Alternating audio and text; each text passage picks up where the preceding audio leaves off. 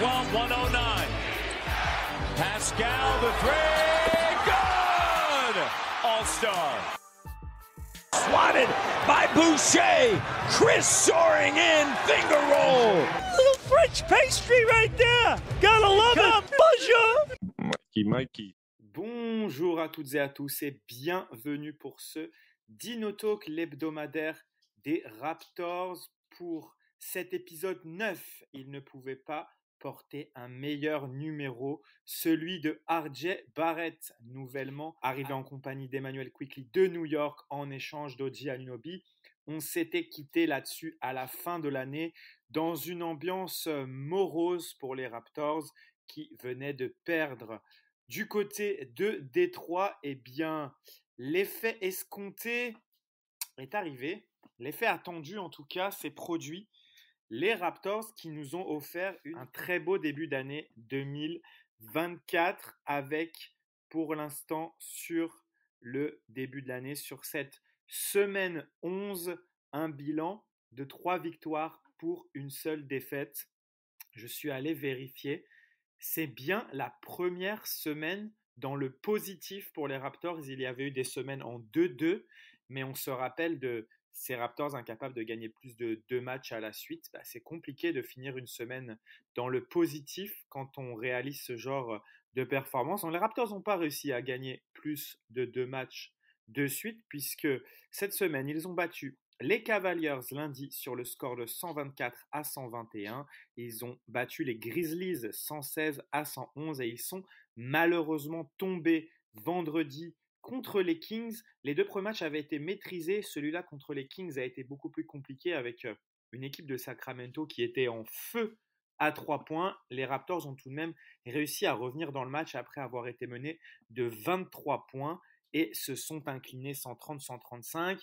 Il y a tout de même une petite faute sur Emmanuel Quickley en fin de match qui aurait pu donner 3 lancers aux Raptors qui n'a pas été sifflé. Et les Raptors qui avaient l'occasion avec ces 3 lancers-là d'égaliser à 133 partout. Ils ne sont pas passés loin de l'exploit du côté de Sacramento face à une équipe des Kings qui a shooté à 55% à 3 points. Ça a été une première mi-temps extrêmement compliquée pour les Raptors qui ensuite ont vraiment relevé la tête et ont confirmé ce bon début d'année avec une victoire maîtrisée de bout en bout face aux Warriors sur le score de 133-118. Alors la grosse question, c'est qu'est-ce qui a changé du côté des Raptors en un trade? Eh bien, on va essayer de faire un peu le tour de la question rapidement aujourd'hui.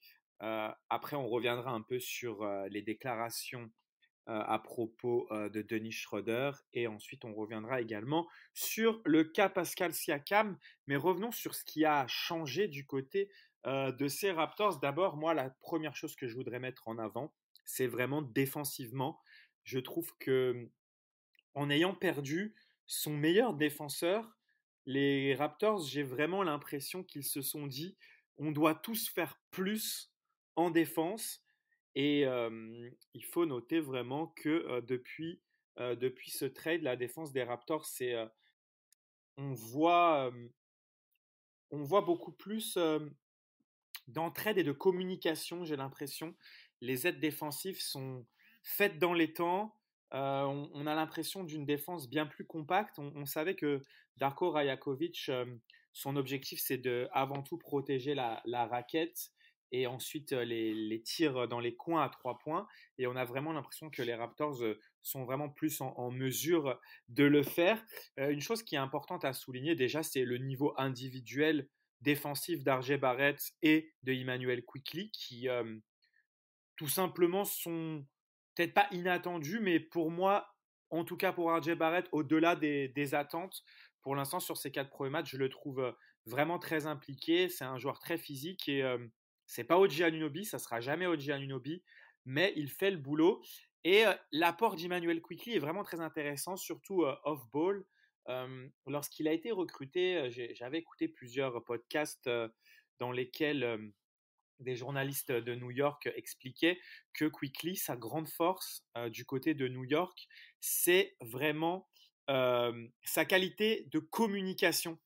C'est un joueur qui replace ses coéquipiers, qui étudie beaucoup les équipes adverses et qui peut, à l'image de ce qu'on peut entendre parfois sur LeBron James, est capable de deviner le système mis en place par l'équipe adverse et de faire les bonnes lectures. Et si vous vous rappelez, sur la phase précédente, sur l'année précédente, sur le début de saison, on avait souvent pointé du doigt le fait que les Raptors avaient des problèmes de communication. Les joueurs eux-mêmes nous en avaient fait part. Et là, on a vraiment l'impression que ça communique beaucoup plus. Et je pense que Quickley n'est pas étranger à ça. Je pense que Quickley et Barrett ont vraiment ramené un nouveau souffle à cette équipe avec de l'envie.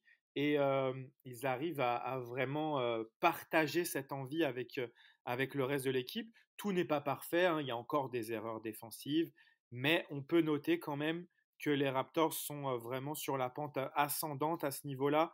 Alors, est-ce que maintenant on peut imaginer cette équipe faire partie des meilleures défenses de la ligue en ayant perdu OG? Je ne sais pas, mais en tout cas, ce qu'on peut voir, c'est que de l'autre côté du terrain, les Raptors maintenant ont vraiment une attaque très très intéressante. Et c'est là que vraiment le transfert de RJ Barrett, qui au départ pouvait poser des questions au niveau spacing, en fait prend du sens vraiment dans le style de jeu de Darko. On s'aperçoit que RJ Barrett, c'est une option de plus dans le drive, dans la création, balle en main, dans le dribble. Et l'attaque de Darko qui se veut être faite de mouvements et donner l'opportunité à chacun d'aller toucher la raquette, d'aller pénétrer, d'aller créer des choses, ben on peut se rendre compte qu'elle n'était peut-être pas faite pour Roger Anunoby, qui est plus un shooter à 3 points, qui est pas forcément en mouvement et qui, OG, avait beaucoup de mal à créer en dribble. Et on voyait souvent, lorsque l'attaque passait par OG, soit des ballons perdus, soit une obligation de remettre en place le système parce que OG ne parvenait pas à ses fins à New York. Mais là où le trade semble être vraiment du gagnant-gagnant, c'est OG semble vraiment adapté à ce qu'ont besoin les Knicks, un joueur qui va défendre dur et qui va pas forcément avoir besoin d'avoir la balle en main, puisqu'il va surtout spot-up dans les corners à 3 points et cut à partir d'actions où la balle est très souvent dans les mains de Brunson et de Julius Randle. Ils ont vraiment besoin d'un joueur off-ball, là où je trouve que RJ Barrett vraiment est impliqué dans l'attaque des Raptors, balle en main, et il a été tout simplement sensationnel depuis son arrivée. On va vraiment croiser les doigts pour que ça continue ainsi, mais son adresse, elle est exceptionnelle, et surtout sa capacité de drive et de finition au cercle nous a fait oublier OG Anunoby en attaque. On va pas se le cacher. Ses finitions aussi en contre-attaque avec le contact, c'est vraiment quelque chose que les Raptors n'avaient pas. Et dans ce système de Darko Rajakovic fait de mouvements et d'attaques de raquettes, de ballons qui ressortent, on voit que ça profite à tout le monde, puisque l'adresse à 3 points des Raptors est aussi en train de monter en flèche. On voit un Siakam qui est de plus en plus adroit. Scottie Barnes aussi, même si bien, dernièrement il reste sur le match à 0/4 contre les Warriors, mais on voit qu'il est en net progrès à 3 points. Et l'apport de Quickley, en fait, on n'a même pas besoin de le décrire. C'est un joueur que les Raptors n'avaient pas. Vous avez vu sa capacité à shooter à 3 points derrière un écran, ce que les Raptors n'avaient pas du tout. Et en plus, cette capacité à driver et à aller placer des petits flotteurs au-dessus du pivot. Ça, c'est quelque chose d'assez exceptionnel que les Raptors n'avaient pas. Et surtout aussi, on voit qu'il apporte des solutions supplémentaires dans les systèmes de Rajakovic, notamment ce système que Darko aime bien faire. Je vais vous le décrire et vous allez exactement voir de quoi je parle. Le ballon donné à Jakob Poeltl au poste haut et cet écran que fait le meneur pour souvent Pascal Siakam, ou en tout cas pour un ailier, afin de créer un mismatch et souvent de soit lober la balle pour un alley-oop ou de trouver Siakam sous le panier. Maintenant, avec Quickley qui sort de son écran donné à Siakam, Poeltl n'a plus seulement Siakam ou l'intérieur à servir sous le panier face à un mismatch, mais il a un deuxième mismatch c'est cette sortie d'écran de Immanuel Quickley qui peut soit enchaîner avec une pénétration sur le big qui aura switché sur lui, soit reprendre l'écran de Poltel et shooter à 3 points pour un tir ouvert. C'est ce profil à supplément dans les systèmes de Darko Rajakovic. Et on a vu aussi des choses très simples qu'on ne voyait pas avec les Raptors parce qu'ils n'avaient pas ce genre de shooter, ce genre de profil. Sortie de temps mort, je crois que c'était contre Memphis. Les Raptors ont besoin d'un panier. Ils font un simple écran, un pin down comme on dit en anglais. Simple écran, sortie d'écran pour Immanuel Quickley, ouvert à 3 points, catch and shoot, bingo. Ça, c'est vraiment très intéressant de voir ces options supplémentaires. Et en plus, sur le dernier match, on pouvait se dire, oh, Quickley, normalement, c'est un scoreur, c'est ce à quoi on peut s'attendre. Ok, mais qu'est-ce que ça donne à la main? Bien, Quickley commence à prendre ses marques et à signer 10 passes décisives face aux Warriors sans avoir eu besoin de trop scorer. Donc, on peut voir vraiment qu'il est capable d'endosser ce rôle. On va attendre bien sûr confirmation parce que ça fait seulement 4 matchs depuis la reprise. Mais en tout cas, ce qu'on peut dire, c'est que les Raptors nous donnent de la joie après une fin d'année morose. Là, on a vraiment l'impression d'avoir une équipe complètement différente et complètement transformée. Et ça fait vraiment plaisir. Ensuite, la deuxième chose sur laquelle je voulais revenir, c'était cette information sortie par Michael Grange qui a un peu été sortie de son contexte en soi par les médias Twitter qui aiment bien faire du buzz. Donc, Dennis Schroeder, on l'a bien vu, il est arrivé à Toronto avec cette envie de Darko Rajakovic de lui donner les rênes de l'équipe. Ça, c'est clair et net. On l'avait vu lors de son interview d'introduction. Il avait clairement dit ça. On était encore à cette époque-là dans le questionnement autour de Gary Trent Jr. Est-ce que ça allait être lui le titulaire? Est-ce que ça allait être Dennis Schroeder? On a quand même très vite compris, à travers la relation que Schroeder a avec Darko et avec ce qu'il avait déclaré, que le plan était vraiment de faire de Schroeder le meneur titulaire de cette équipe.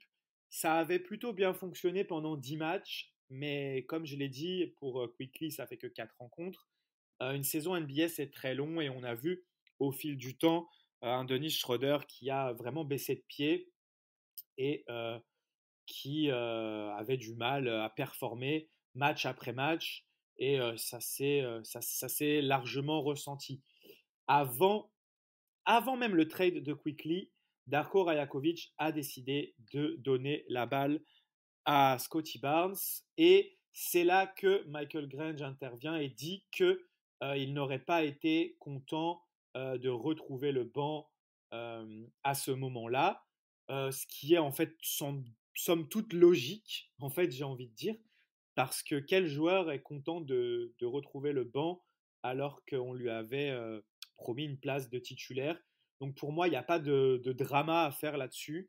Et surtout que récemment, et avec l'arrivée de Quickley, visiblement, il a mis de l'eau dans son vin, on peut dire ça comme ça, et il a déclaré qu'il est prêt à avoir n'importe quel rôle pour l'équipe en sortie de banc.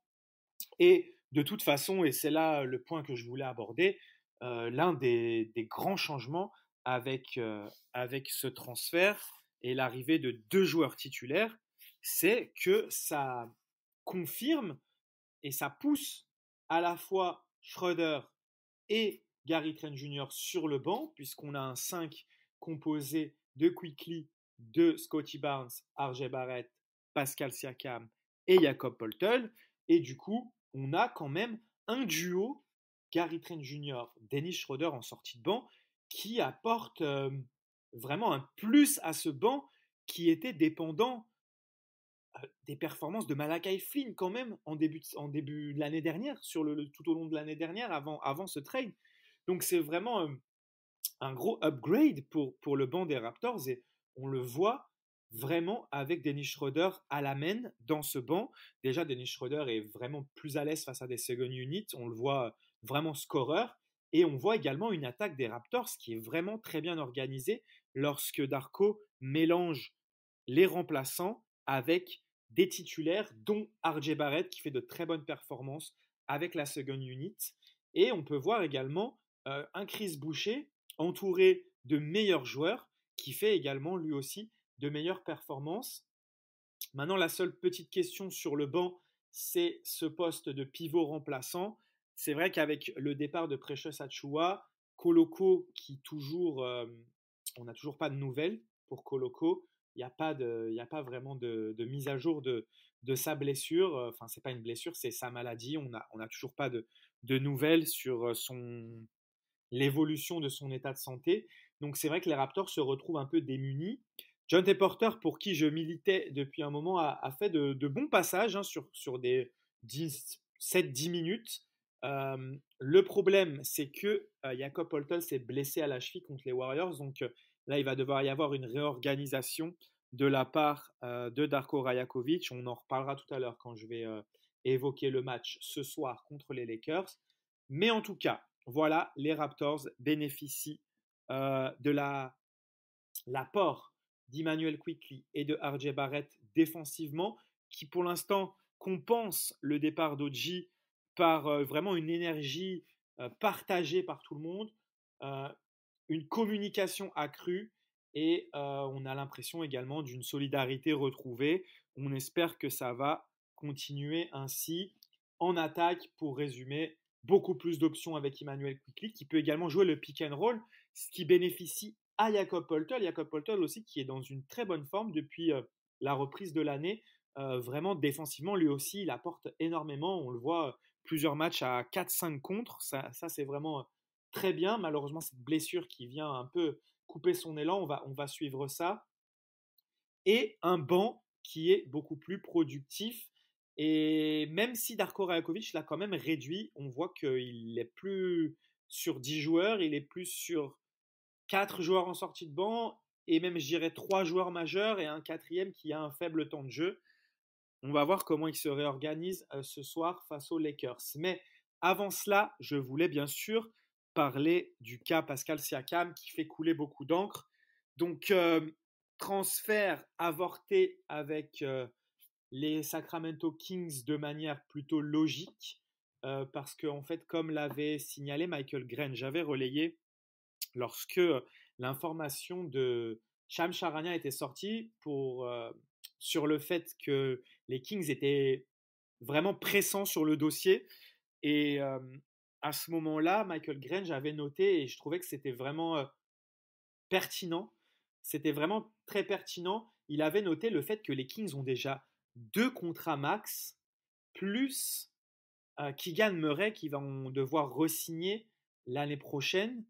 Et en fait, il n'avait pas la place pour offrir un contrat max à Pascal Siakam. Et c'est l'information qui est sortie aujourd'hui, c'est que les Kings ne pouvaient pas garantir un contrat max à Siakam et que Siakam a indiqué qu'il ne prolongerait pas chez les Kings s'ils effectuaient le transfert, ce qui est somme toute logique.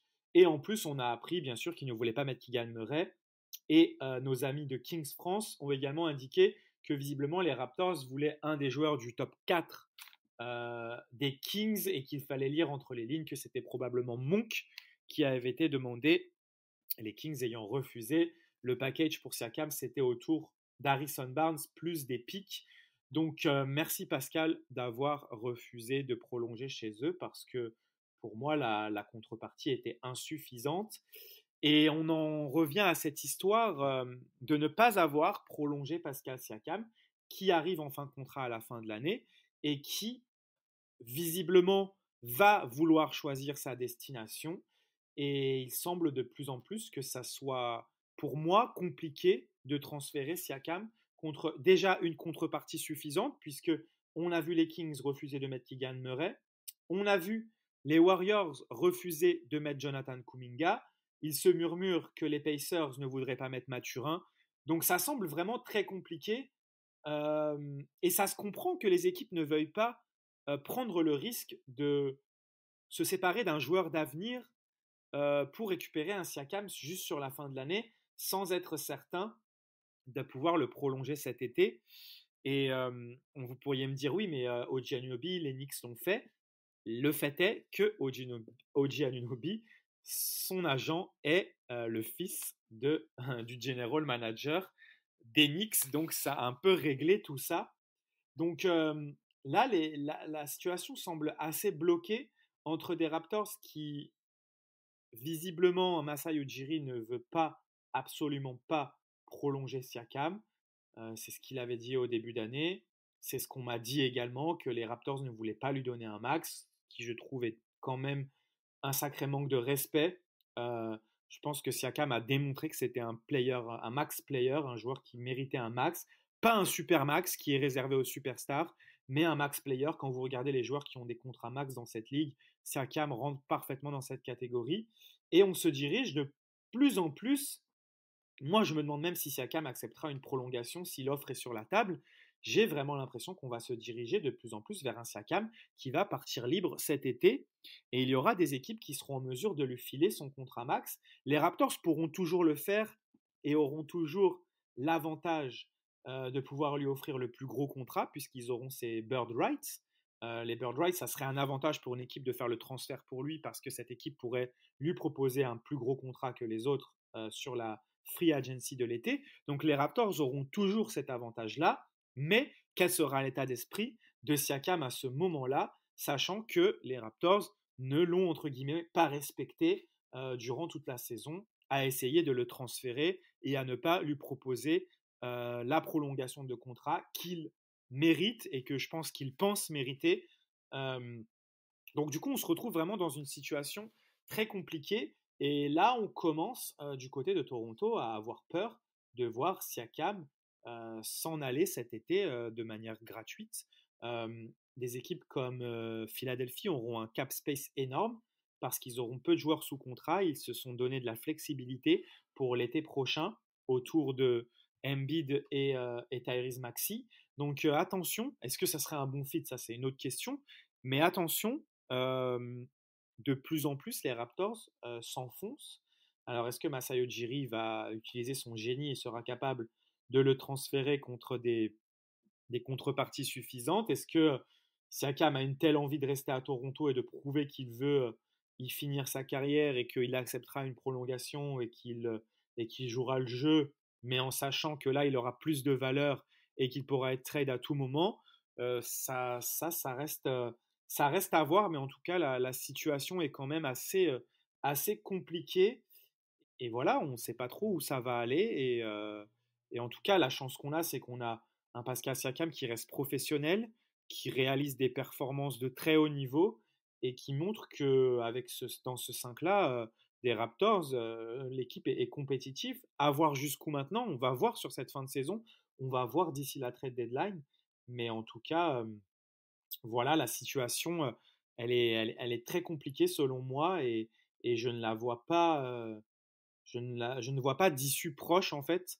Même à la trade deadline, j'ai du mal à voir quelles équipes vont prendre ce risque de trade pour Pascal Siakam qui veut un max et veut aller où il veut en fait.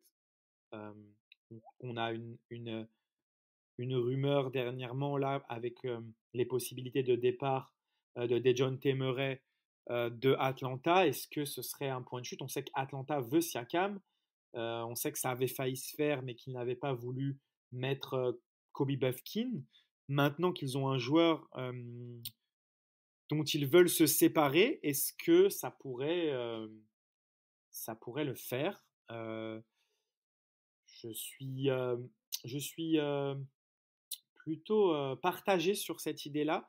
En fait, avant le trade de Quickly, j'aurais dit go à 100% parce que je pense que Dejounte Murray aurait été le meneur plutôt parfait pour accompagner cette équipe-là.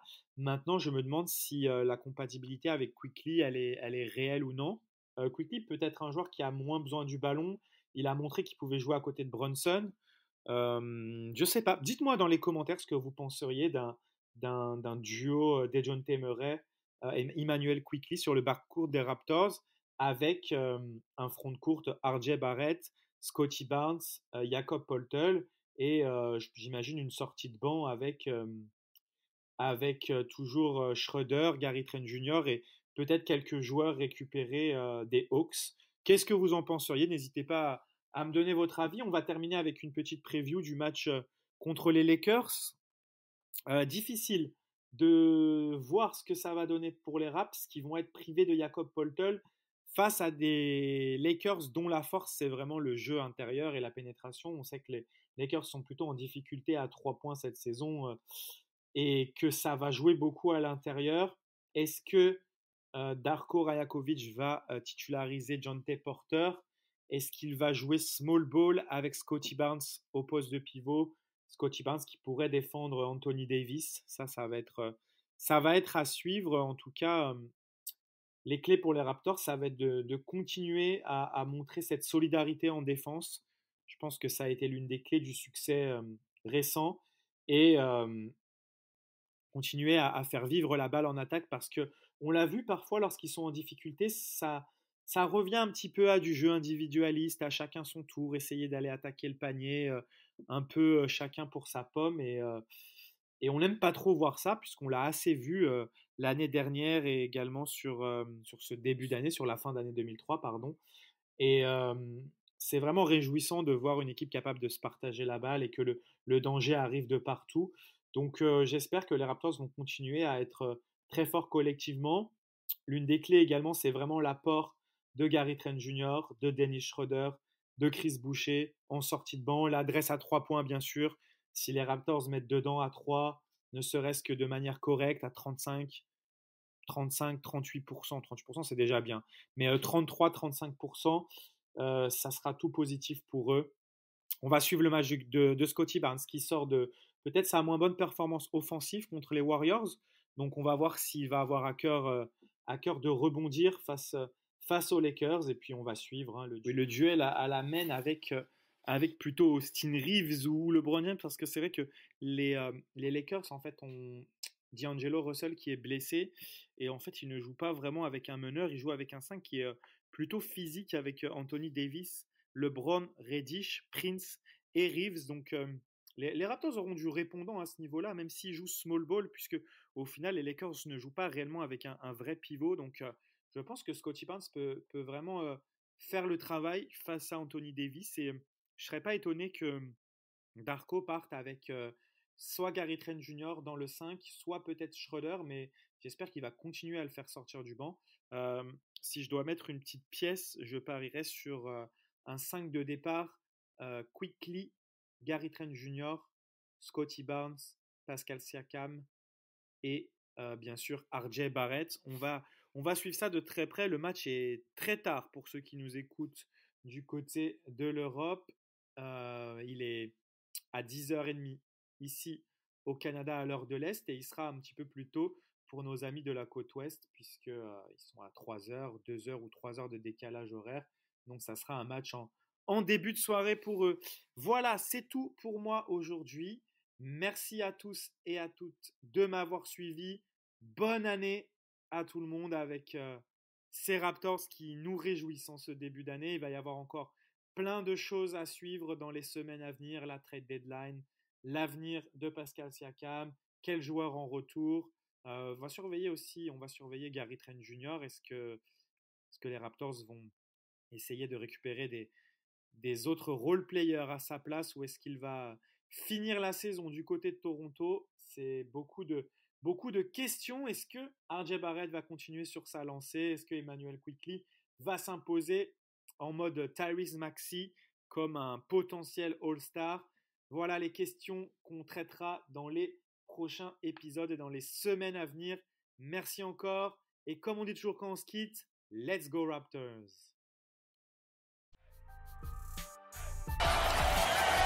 Lowry for three.